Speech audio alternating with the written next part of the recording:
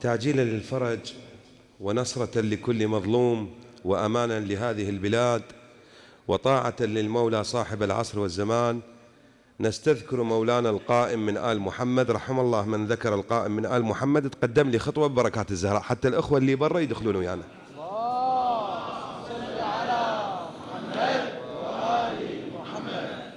الله لا يخلو مجالسكم من هيبة الزهراء، وهي هيبة الوجود. الثانية كرامة لأولاد فاطمة المظلومة بأعلى أصواتكم من الصلوات.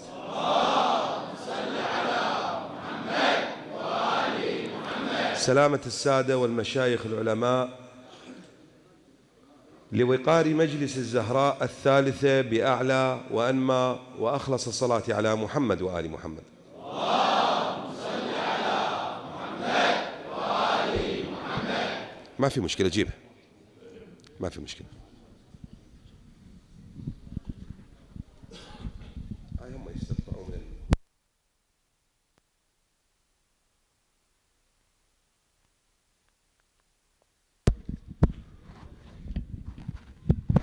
أنا متعودت عليهن القنوات. شلونك يا خادم الزهراء؟ فدوى إلى كان، أبوس إيدك، آسف وارحبت فيك، فدوى إلى كان. يا الله يا الله. مشكورة قناة الشعائر. يا الله يا الله. بس الصوت، رحم الله والديك. يا الله. لا الثاني اشتغل. يا الله. لا الثاني ما له علاقة، الثاني الكاميرا. يا الله. الشكر والامتنان للقنوات الشيعية، لا سيما قناة الشعائر التي تتجشم العناء في نقل هذا المجلس من أيام الزهراء ببركات محمد وآل محمد، ولدوام توفيقهم وخدمتهم حتى نوصل صورة الزهراء للعالم أجمع من نظرة الناظر والحاضر ببركات محمد وآل محمد. اللهم صل على محمد وآل محمد. من اسم هذه الحسينية المباركة من أرض علي بن أبي طالب، أرض النجف الأشرف، من هذا الحي الطيب من حسينية آل ياسين، نعزي إمامنا ومولانا ونطرق باب الزهراء. كلكم حسجة وكلكم أهل وعي وكلكم أساتذة وخدام، ويعول عليكم بالنظر من الزهراء. أقول نطرق الباب رفعا لا دفعا، لأنها باب الزهراء. وأقول أن هذا العزاء يصعد الخطيب منبر الخشب ليسعد الناس منبر نور، والمنبر من النبر من الارتفاع، فالمتكلم مهما علا يبقى بمنبر الخشب، والمستمع مو السامع الذي يصغي لكلمات أهل البيت يرتقي منبر النور. وشيعتك على منابر شبيهم مبيضة وجوههم. يا أصحاب الوجوه البيضاء أمام الزهراء، فقط أقول كلمة حديث للإمام الصادق، بعده المجلس مباشرة. الحديث قال الصادق عليه السلام: لكل سر مثوبة. أرجوكم ما قال لكل عمل، قال لكل سر، وأنتم أهل وعي ودراية. أعيد الحديث. قال الصادق عليه السلام: لكل سر مثوبة إلا الدمعة فينا. شنو هاي؟ هذا غير استثناء بأداة حصر غريبة. إلا الدمعة فينا فهو أفضل من عامة الصلاة والصيام. سؤال: وهل يفرق البكاء على الزهراء عن البكاء على الحسن مثلا من هيئة أحباب الحسن؟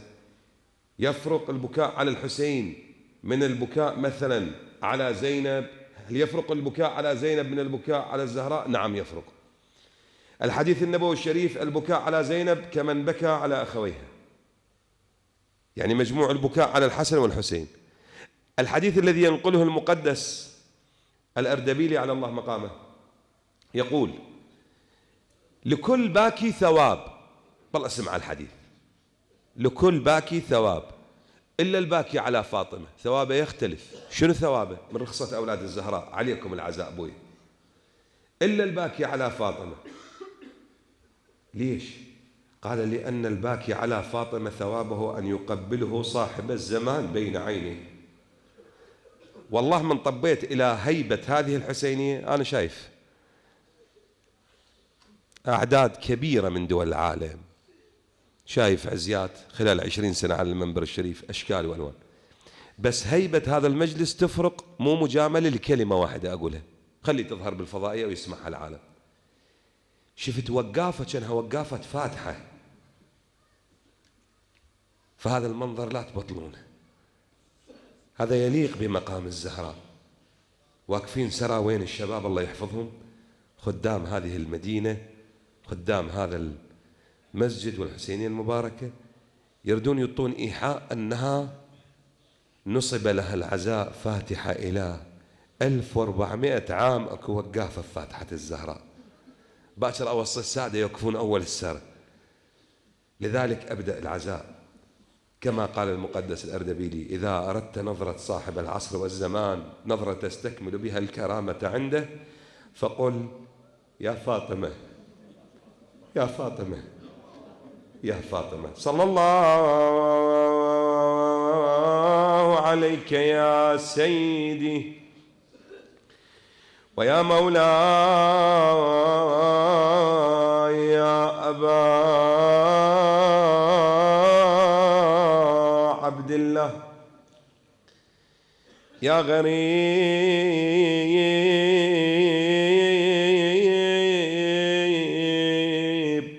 الله الله الله. وما مثلك غريب. ابن الأجواد ما يرضى يسمع الحسين غريب. يا غريب ومن مثلك غريب، يا غريب كربلاء، يا مسلوب العما يا متوردة، يا مذبوح. من مذبوح؟ اي ادري بيكم هالغيرة، هل احكي هالحكي هذا. يا مذبوح من القفايا. الليلة وحشة على الزهراء، مو ليلة وحشة الزهراء، الليلة راحت فاطمة. ها يا مذبوح من القفايا. عذرا يا أولاد الزهراء ذرية الزهراء، هالكلمة تجرحكم وتجرح قلب إمامكم. يا مسبية أقول سبيت عمتكم زينب، وهل سبيت لنا علوية قبل عمتنا زينب؟ يقول الإمام. يا مسبية نساء يا سبيت زينب. أنا متيقن أكو غيرة بهالحسين، يعني متيقن، لأن الإمام الصادق يقول: أسبقكم عبر أسرعكم نصر، ألا من ناصر ينصرون. سبيت.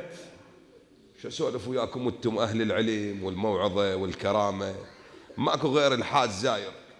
الحاج زاير كتب القصيدة بالنجف الأشرف وتوجه وين؟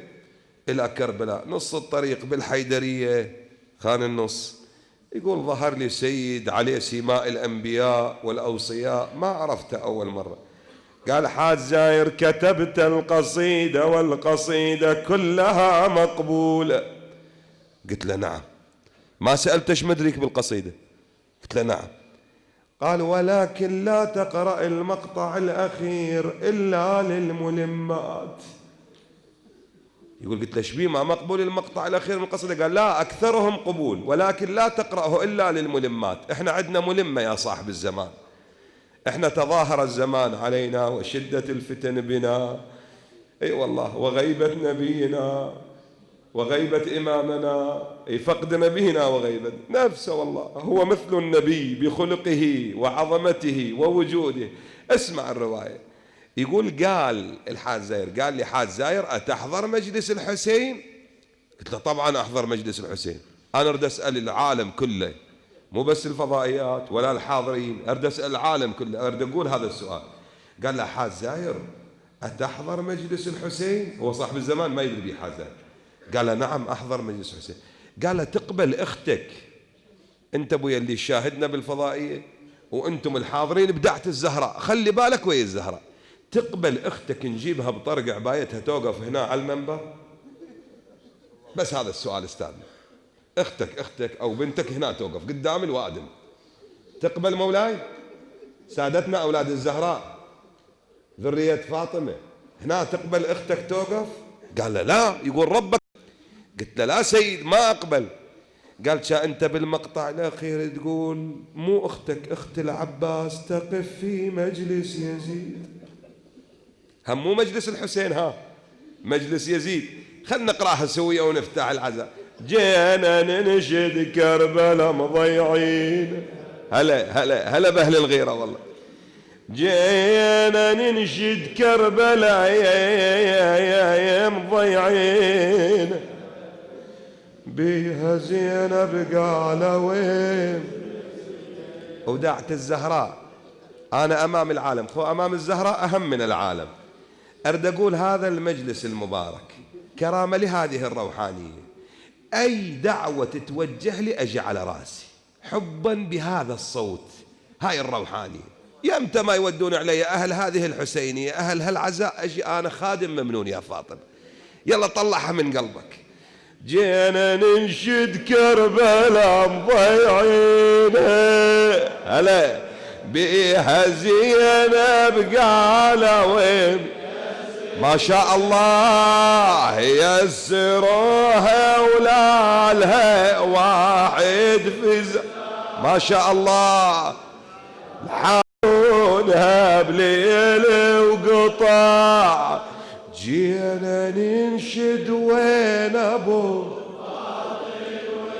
انا لاهل الشفوف ذول الشعلة وشفوفهم لهم هدية ارد اقولها، ارد اقول له عندك شفوف ابو فاضل ما عنده شفوف يلوح بعزا الزهرة. اقول يوقع العباس، يقول جينا ننشد وين ابو فاضل وقع، يعني يوقع العباس وما توقع دمعة العين. تقول له بس شايف والعتيب مني يزود، او عذره حقه يقول مقطوع الزنود، واضرب فاضل على النخوه يجود حال ملك الموت بينا وبين. اسمع المقطع، يقول حاج زاير انا ايش مدريني قريته، ما ادري بيه هو الامام صاحب الزمان، قريت المقطع الاخير.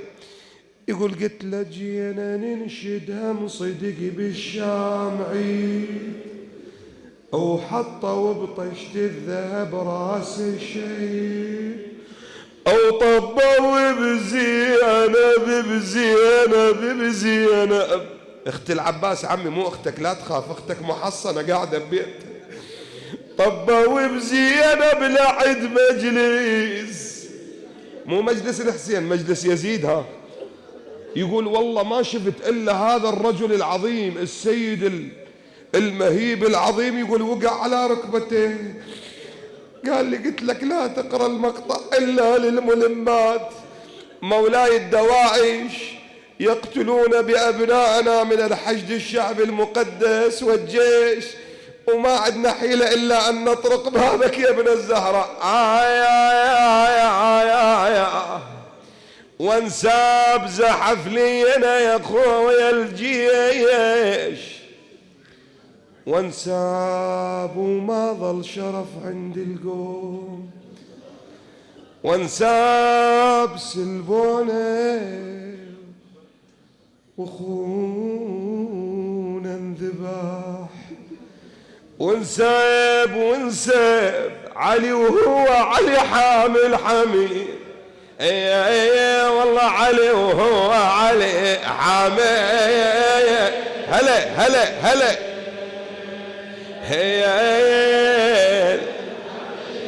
والله تستاهلون خدام زينب. تقول له نخيت زينب وقالها والنخوت، يعني علم تنخين ماكو داعي لنا. أنا أشوف هاي الأكف تريد تبايع، مثل ما قال الصادق اقرأ لي لأبي هارون المكفوف، أبا هارون اقرأ لي بطريقتكم، طريقة أهل العراق، قالوا أنهم أهل غيرة. قال شلون سيدي؟ قال بلغني أنه إذا أن الناعي أنوا معه. والله زلم خشنا بالعراق ما تعوف آل محمد، لذلك نريد نبايع الصادق على بعد الزمان 1200 سنة.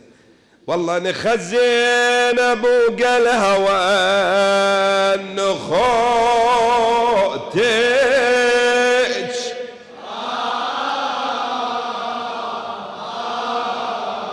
إلهي بحق شيبة زينب وما جرى عليها، اللي يجاوب كافئ يا رب. رحم الله تلك الصرخة التي كانت لنا.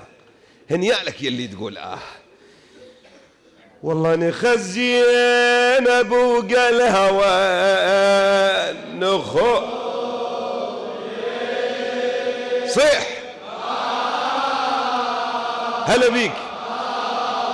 والله وانا من الروس اسمع والنخو وين الغيور هلا بيك. والله الهضمني بيوم قال لي ايش قالها وين اخو هلا تقول ابويا الروس اثنين صدن علي. اي والله راس ابو فاضل والحسن. إنا لله وإنا إليه راجعون. وسيعلم الذين ظلموا أي منقلب ينقلبون والعاقبة للمتقين. بسم الله الرحمن الرحيم. أوحى ربك إلى النحل أن اتخذي من الجبال بيوتا ومن الشجر ومما يعرشون. صدق الله العلي العظيم.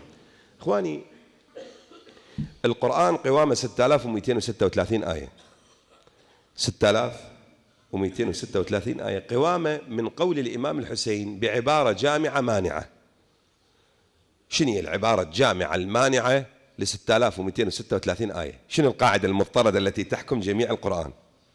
أنت تخيل واحد يريد يلخص القرآن، مرة من وجهة نظر علي بن أبي طالب ظاهره أنيق. أتخطر دعيت قبل أكثر من 5 سنوات مجلس في النجف الأشرف، استمرت عبارة أمير المؤمنين هذه اللي راح أقولها 27 ليلة من ليالي شهر رمضان المبارك. العبارة لقول المولى أمير المؤمنين ظاهره أنيق باطنه عميق، لا تفنى معاجزه، لا تنقضي غرائبه، لا تكشف الظلمات إلا به. هسه عبارة الإمام الحسين تختص بنفس الإيجاز وبنفس المخرج. يقول نزل كتاب الله على 4، على العبارة والإشارة واللطائف والحقائق. يبدي عطف بيان. العبارة للعوام أي خارج دائرة التشيع، والإشارة للخواص فيه جمع من شيعتنا ومحبينا، صنفين، جمع من شيعتنا ومحبينا. وإن كان بعض أهل البلاغة يذهبون يقولون لا، هم هاي عطف بيان. صفة الشيعة محبين، يعني هم نفسهم الشيعة لكن مراتب، الناس ومنازل ودرجات وحالات، يستندون على قول الإمام الباقر هذا اللي أنا قلته. المهم العبارة للعوام خارج دائرة التشيع يعني يقصد الطرف الآخر، والإشارة للخواص اللي هم الشيعة ومحبين، اللطائف للأولياء اللي هم خدام الحسين بمستوياتهم الخالصة، نسأل الله أن يكتبنا في سجلهم بعد، والحقائق للأنبياء. واحد يقول وين أكو أنبياء ما بعد النبي الأعظم؟ أقول إيه، علماء أمتي كأنبياء بني إسرائيل فدوا الحلق. المهم أولا النحل على تعبير الإمام الصادق، النحل والنمل هالسورتين إلهن نظرة مخصوصة تحتاج إلى تأمل لعلاقتها بعلي بن أبي طالب، وإحنا في أرض المولى علي بن أبي طالب. زين، شنو العلاقة المخصوصة؟ شنو هالإشارة بهذا الاسم من هذا الكائن؟ أولا النحل منظومة درست في أكبر جامعات العالم، بدءا من جامعة مينيسوتا الأمريكية، يعني مشروع دراسة طول عندهم 29 سنة. يا عمي هي أطروحة الدكتوراه تاكلها 3 سنين. يعني مو معقول 29 سنة على كائن بسيط. لا عمي، الكائن مو بسيط، والكائن يحمل معه أسرار كونية ومنظومة ملكية خاصة لا تخرم بأمه. زين، سؤال: إذا هذا الكائن نظامه متكامل، 6 أبواب، يعني مملكة النحل 6، جزء من عنده عامل، جزء من عنده منظف، جزء من عنده حكومة اللي هي يقصد منها الإدارة وما فيها من جيش وشرطة وإلى غير ذلك، جزء من عندها مهندس، جزء من عندها الملكة اللي هي تعين الكيميائية الخاصة داخل منظومة النحل. سؤال: الأمر الإلهي داخل هذه المنظومة يعطينا أسرار. أولا، أوحى ربك إلى النحل. أنتم تدرون هذا الجوال اللي احنا نسميه موبايل، هذا الموبايل أيام صنعه، يعني ايش قد تقدر أنت يا سنة صنع الموبايل؟ خلي واحد يقدر، يعني ايش قد صار له تتوقع؟ يعني كم سنة؟ بلي أبوس الأيادي والأقدام. الموبايل اكتشف عام 1947. شفت الرقم ايش قد قديم؟ نزل بالأسواق مبيعات عام 1973، يعني من تاريخ اليوم 43 سنة صار. 43 سنة مبيوع في فنلندا، يعني أحكي لك هواية مو؟ لاحظوا مفاجأة غريبة. أنا يعني تدري أنت طبيعة الجو الديموغرافي داخل هذه المدينة، هنا على مقربة من مسجد السهل المبارك وقريب من حي ميسان، قبل لا تتوزع هذه الأراضي ترى كانت هواية مناحل، بس ما أدري إذا عندكم علاقة في بعضهم، ممكن تسأله وتتأكد من بعض الجزئيات. خلية مال النحل مكتملة ومرتاحة، وممكن تعاونها بموضوع المادة الغذائية، بس جرب تحط موبايل وتتصل من موبايل آخر على هذا الموبايل، إذا قريب من خلية النحل كلها تضطرب. أولا لأن النحل علاقته بالرائحة. طبعا بالمناسبة هاي معلومة، 26 كائن ذكر داخل منظومة القرآن، أو 25 كائن ذكر داخل منظومة القرآن، كلهم علاقتهم وحدة ولغتهم وحدة. منطق الكائنات الحية داخل القرآن كلهم علاقتهم بالرائحة، تسمى لغة الفورمن. طبعا هي لغة الزهراء بالمناسبة، حتى لا واحد يشد ذهنه. هسه واحد يقول لي شيخنا شوي هاي مصادرة على المطلوب، يعني شلون هي لغة الزهراء هي لغة الكائنات الحية؟ ما تفهمنا. عندي دليلين. الدليل الأول دليل نقلي، سيدة نساء العالمين، يعني عالم النبات وعالم الحيوان وعالم الوجود الدنيوي وعالم الآخرة وما بينهما من العوالم، مجموعها عوالم، مجموع عالم عوالم. إذا ردت تتعدى حدود جمع العوالم تسميه عالمين. أوه هاي لطيفة، هاي جزئية بلاغية مهمة جدا. عالمين مجموع منتهى الجموع لعوالم الجمع، يعني مو عندنا اسم جنس جمعي، عندنا شجرة وأشجار. إذا ردت شجر متشابه شو تقول؟ الشجر. عندنا بقرة وأبقار، إذا ردت بقر متشابه إن الأبقار تشابهت علينا، لو أن البقرة، جاوبني بالقرآن، أن البقرة اسم جنس جمعي منتهى الجموع كما يقول البلاغة. مفتهم شنو قاعد أقصد أنا؟ زين، لاحظوا في عام 73 من انباع الموبايل، لاحظوا خلايا النحل من يتصل موبايل على موبايل الخلية يتخربط حركتها. ليش؟ لأن النحل يضع علامات فارقة، يحط هنا نقطة رائحة، هنا نقطة رائحة، يسمونها خريطة طريق. سامع خارطة الطريق؟ خارطة الطريق سامع بيها؟ هي تحط خارطة الطريق. العاصفة ما تأثر بالموضوع، المطر ما يأثر بالموضوع، الشمس ما تأثر بالموضوع. عجيب. بس إذا اجت الحركة الأثيرية بالاتصال توقع ذن النقاط وتتخربط الخلية بالحركة. سؤال: إذا موبايل يخربط وحي إلهام تكويني، شوي هاي إلهام تكويني خلينا نفك العبارة، يعني الموبايل يخربط حركة النحل ما يخربط حركة مجلس إنسان.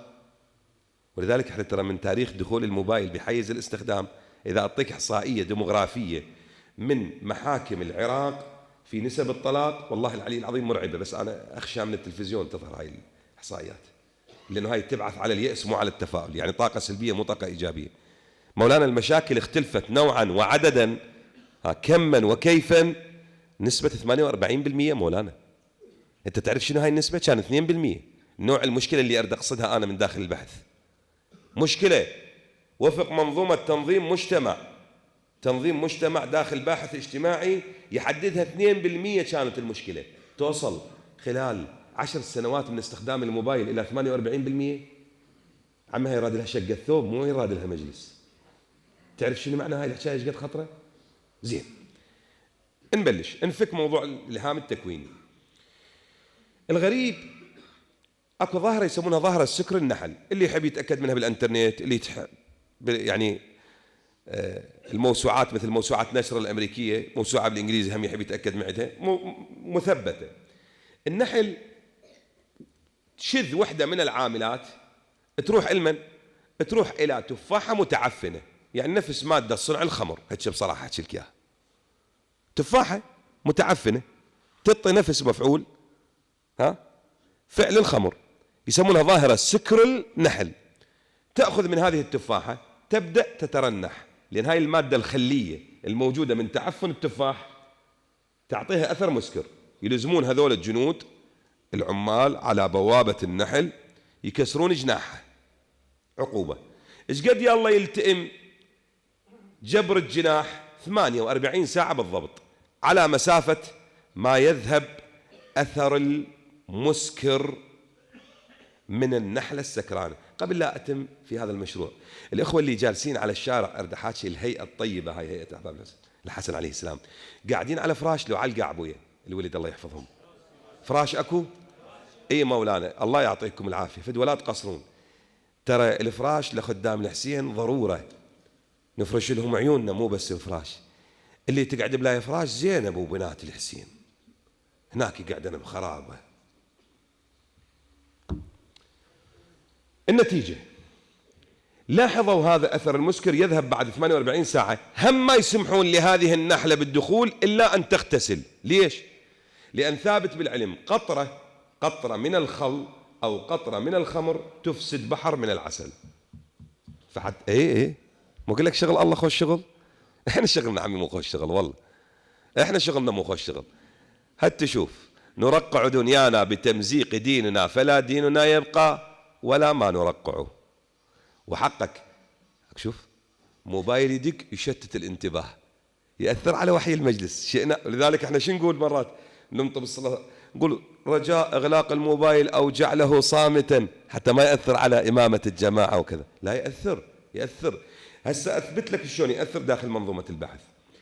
أولا الأمر الإلهي داخل هذه الكلمة عند هذا الكيان المقدس اللي اسمه النحل يتوزع بترتيب، لها قيادة موحدة ولها عمل مستمر.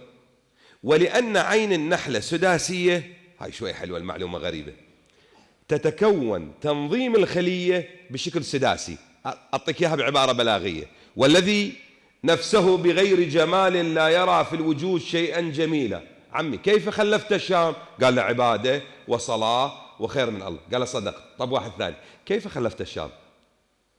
قال له سيدي مو خوش فساد. قال له صدقت. واحد قاعد بصف الإمام صدق. قال له سيدي شو الأول صدقت والثاني صدقت. قال كل يرى الناس بعين طبعه. العين تاخذ من واقع المجتمع، الإنسان ابن بيئته عمي. وعيونك، أنا مو متشائم، أنا ابنك وأخوك وخادمك، بس أنا أنظر لك نظرة أخاف ما تدري بما ولا يعني ما هو خلف الكواليس إذا صحت العبارة. الآن الذي نراه من عدم تنظيم في كل الحياة الاجتماعية، بدءا من أعلى رأس الهرم بالمؤسسة، يعني أقصد الحكومية، إلى أدناه، كله كذب بكذب. ماكو تحقيق ناتج مولانا، ادعاءات كلها. والحسين كل شلون يلخصها البليغ، يقول وكل يدعي وصلا بليلى.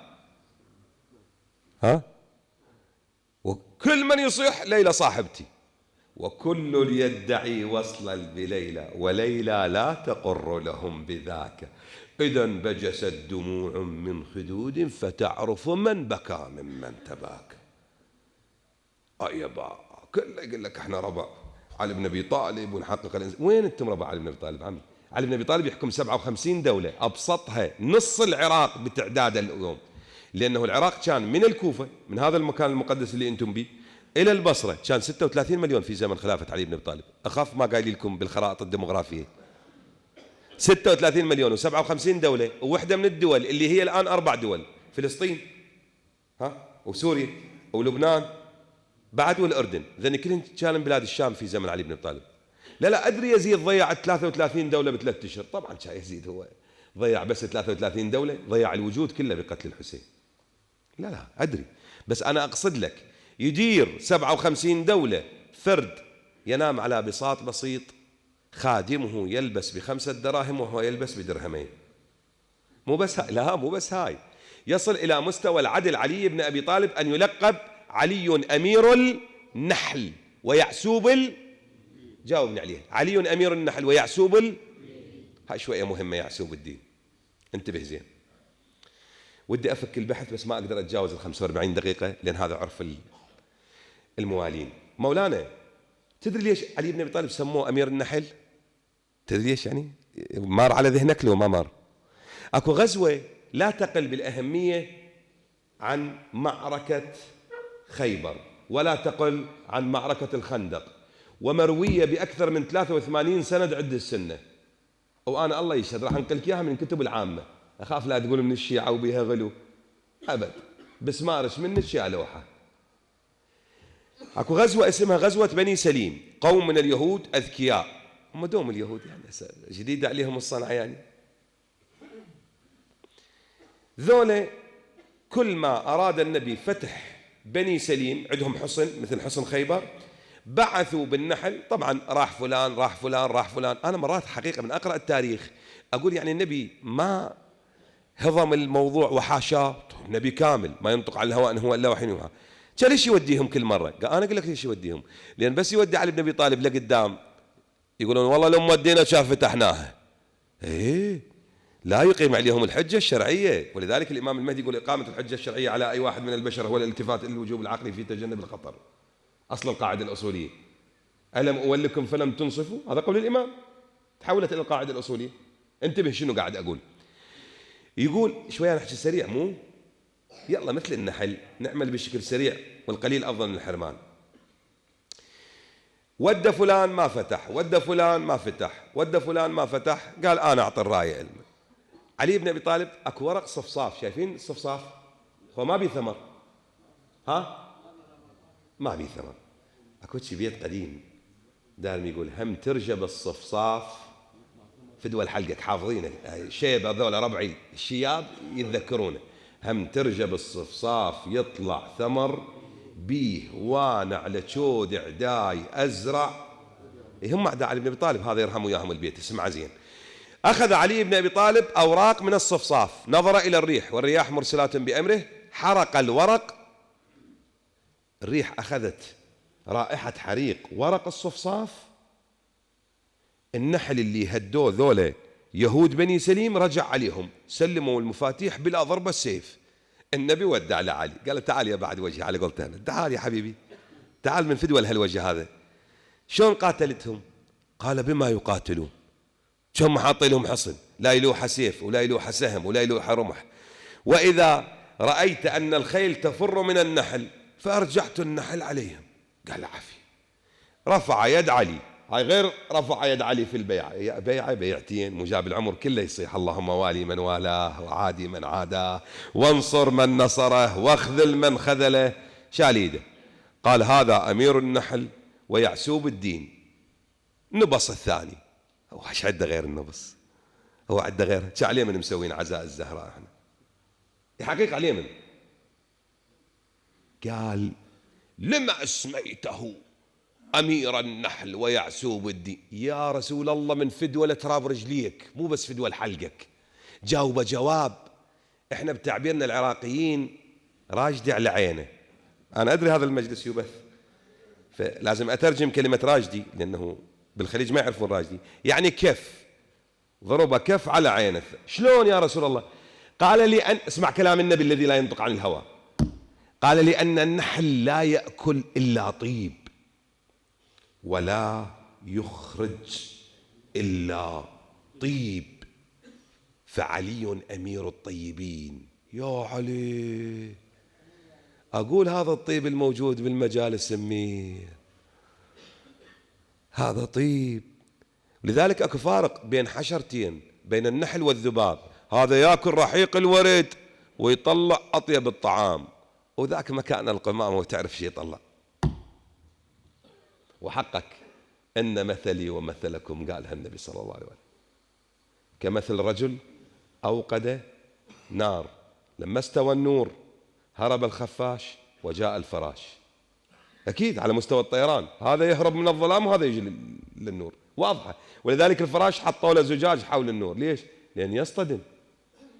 ولذلك احنا نصطدم في عالم أبدان أهل البيت ولا نطيق لها صبرا بما هم. أريد أوصل إلى الفكرة. هذا النحل يمكن لي أول مرة أقولها في مجلس، طوال ما أتناول هذه الآية في عمري، ما أدري شو هذا المجلس، عندي وجدان.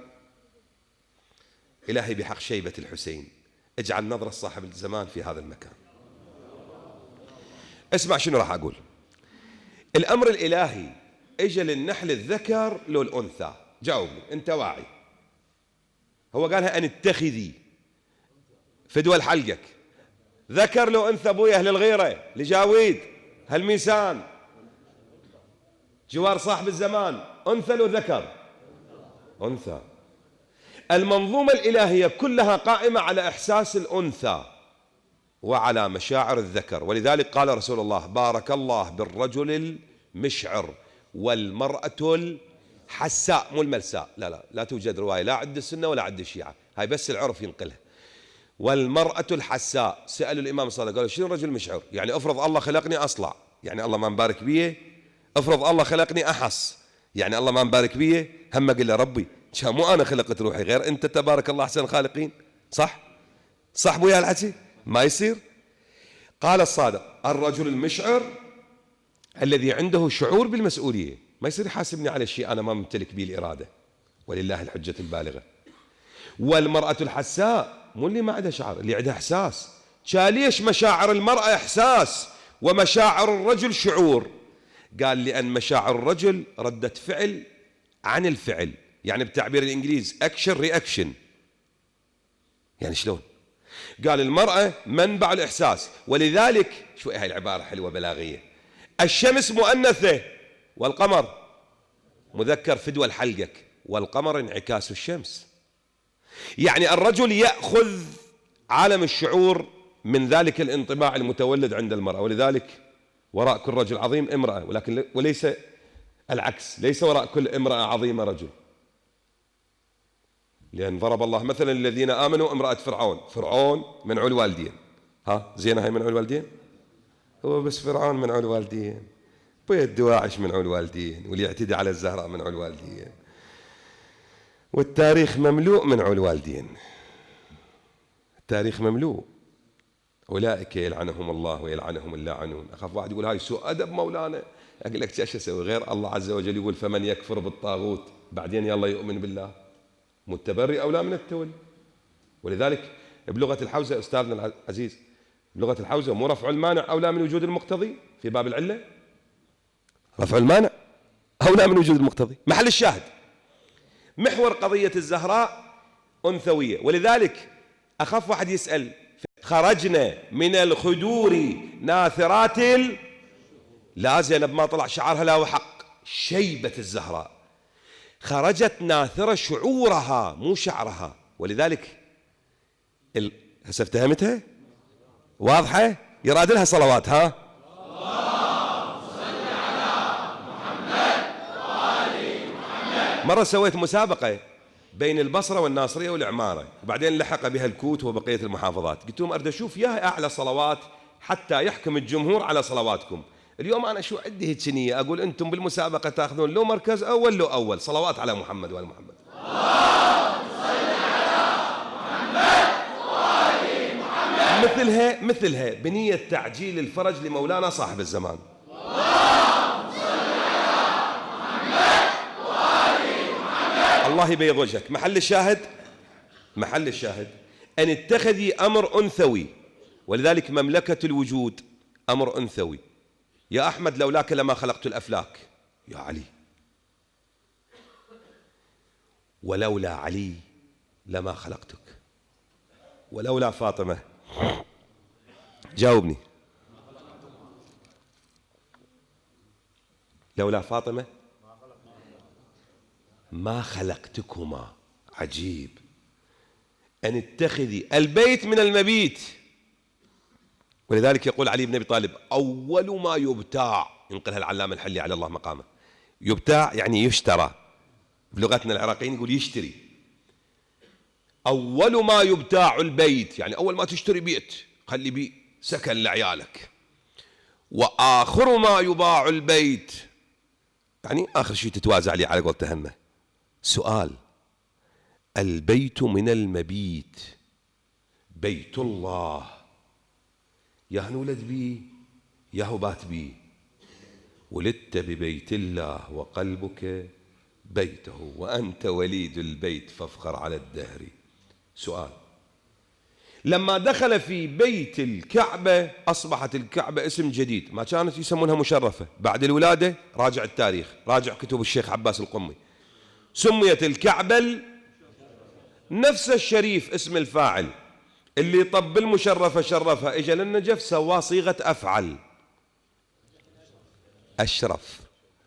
وعلي لو خام الأرض شا قلب اسمها كله، شا سواها أشرف من الشرف، بس ما له حق. 25 سنة 23 سنة ينحون عن منصبه، وذن الأربع سنوات وثلاث أشهر بوقة من الدهر، 3 سنوات حرب ناكثين ومارقين وغاصبين، توجه سنة وست أشهر للأيتام يريد يرعاهم، اجت ضربة عبد الشيطان ابن ملجم.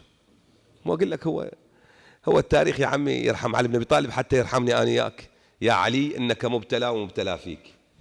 أعظم مصائب علي بن أبي طالب يقول لا يوجد مظلوم أكبر مني. مرة سأله الإمام الصادق بدرس خاص، أبو هارون المكفوف، بصير، مجموعة من هاي الأشاوس الزلم الخشنة على قول تهنى، قال مولاي ليش علي بن أبي طالب يقول لا يوجد مظلوم أكبر مني والحسين مصيبة ما أعظمها وأعظم رزيتها؟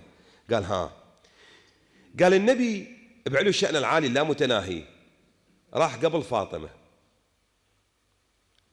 لكن فاطمة راحت قبل علي، فعلة وجود النبي وعلي ونفسه التي بين جنبيه قل تعالوا ندعو أبناءنا وأبناءكم ونساءنا ونساءكم وأنفسنا وأنفسكم. يعني علي راحت نفسه وعلة وجوده. النبي وفاطمة كنت بها أتعزى بمن العزاء بعدها. أنت متخيل شنو قاعد أحكي أنا؟ راحوا قدامه، يعني ما بقى لا سند ولا علة وجود. ولذلك آخر يوم بالكوفة علي بن أبي طالب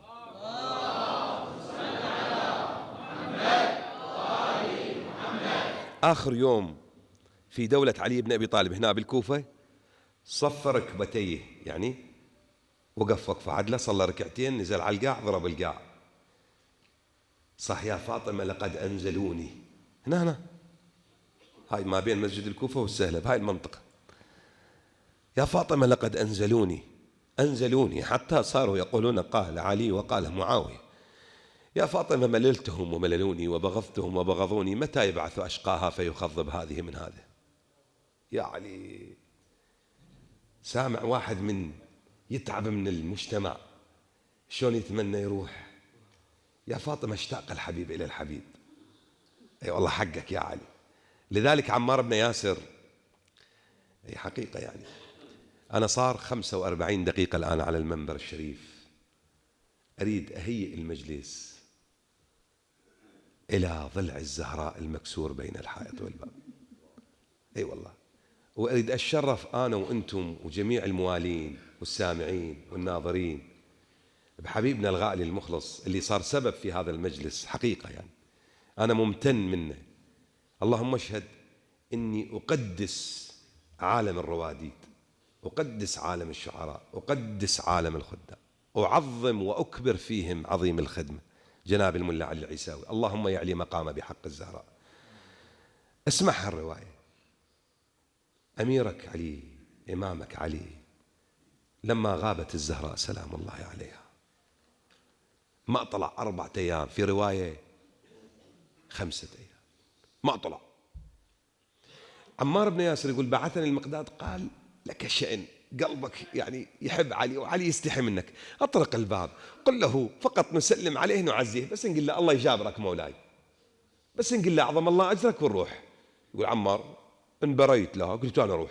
طرقت الباب، خرجت لي بنت لابسة خمار الزهراء، مشت أمامي تمشي مشية النبي. سألتها من تكوني؟ قالت عم أنا زينب. ها لشمت قلبك زينب بويه؟ عم أنا زينب. أنتم 5 سنين زينب بويه؟ قالت نعم. قال أين والدك يا علي؟ قالت والدي وسط الدار، الدار مكشوفة، أنتم أحباب علي وأولاد علي وتربيتوا بحب علي، وإذا عندكم شدة وين ترحون؟ ما عندنا غير، عدلين ميتين نندب، والله ما عندنا غيرك سيد. وداعت عيون الحسين وحق عين أبو فاضل سيدي، نترجاك ونتربى لك، أيتامك ومادين دينك. من قلبي أسولف لك يا أمير المؤمنين، أمد ايدي مسكين ببابك، كلهن يمك سيدي. يقول عمار رأيت علي بهذا المنظر، من رخصة أولاد الزهراء، ذرية الزهراء كلكم أولاد علي. يقول وجدت إمامي أمير المؤمنين حاسر الرأس بلا عمامة. تقدر تتخيل مرجعك بلا عمامة؟ اسمع، حاسر الرأس بلا عمامة، حافي القدمين، جالسا وسط الدار، واضعا رأسه بين ركبتيه. ها تأذيتوا؟ بعدنا ما ناعين، بعدنا ما قايلين المصيبة. يقول واضعا رأسه بين ركبتيه يبكي بكاء الثكلى. اسمع المنظر، اسمع المنظر من عمار. يقول والله قد ابتلت لحيته وقميصه من البكاء، وصل البكي للقاع، بل للقاع جوا. يا علي دخيلك. يقول قلت له سيدي الأصحاب يريدون السلام عليك. كلمة الأصحاب استفزت علي بن أبي طالب، قال أي أصحاب بعد فاطمة يا عم؟ قلت له لا سيدي مو ذولاك، أصحابك أنت سيدي. يقول قال ما يخالف أطلع أسلم عليهم، ولكن يا عمار هنا كانت تصلي فاطمة، هنا كانت تقعد. المكان يذكرني شلون أم الشهيد من تقول أطبل البيت والقى البيت خالي، وطبع البيت يما يريد والي، ذكرت أيامنا وذيك الليالي. يقول قال عمار هنا كانت تصلي فاطمة. وينهم أولاد علي الحنان؟ لأن علي حنين ترى يحب الحنان. قال هنا كانت تأكل فاطمة، هنا كانت تقرأ القرآن فاطمة. يقول ورا ما قال تقرأ القرآن هرول وين؟ نحو الباب. فدوة شفك يا أبوي تدق على صدرك مهضوم على علي. يقول ركض نحو الباب، هذه المرة ركض معه الحسن والحسين وزينب. قال عمار هنا أسقط جنين فاطم. هلا هلا هلا هلا هلا، والله فخر عمتم، فخر هذا المجلس. هنيالكم هنيالكم. أبو المجلس اليوم يقول لي هذا أول مجلس شيخ ندعي لنا. قلت له قسما بالزهراء هذا المجلس أنا أعرف نتيجته قبل لا أجي، وأنا على منبر الزهراء. هذا المجلس مولانا منظور، وكلبوا بالحسين ومجالس الحسين، ترى غير الحسين بعد ما عندنا وسيلة. يقول قال عمار هنا أسقط جنين فاطم، هنا كسر ضلع فاطم. ايه خوش دمعة تاخذ من صاحب الزمان هالنظر. يقول خرج يسلم عليهم، رجع إلى الدار وجد زينب تنظر إلى الباب. يلا ارد اجرحك ما يخالف، سامحني اجرحك الخاطر صاحب الزمان. يقول زينب تنظر إلى الباب تلبس خمار الزهراء. اسمع زين، وتأشر بصبعها اليمن على الباب، تقول له ابويا الباب يا بدله. خوش حال ملا علي تاج الراس، ملا علي العيساوي. ابويا تعال افزع على الزهرة، تعال بويا يا بدله. ليش؟ بويا مالي قلب يا بويا صدله. هذا الكتل امي يا ابوي، اكو دم بعد على الباب. لذلك احنا ما عندنا ارد اقول هالكلمه، ما عندنا